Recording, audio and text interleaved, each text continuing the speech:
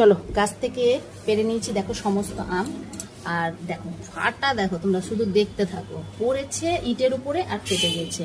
কতগুলো আম নষ্ট, এই আমগুলো একটাও থাকবে না, কারণ সব ধরো পচে যাবে। দেখো অলরেডি পচতে শুরু করে দিয়েছে, তবুও রেখেছি যে পাঁচগুলো কেটে বাদ দিয়ে দেবো।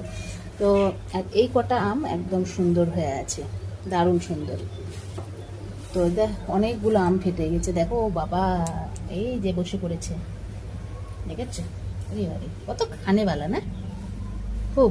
হ্যাঁ হ্যাঁ হ্যাঁ, ওটা ফুটো করে দে, একবারে ফুটো করে দে, কি দরকার এরকম করে রাখা। Eye check.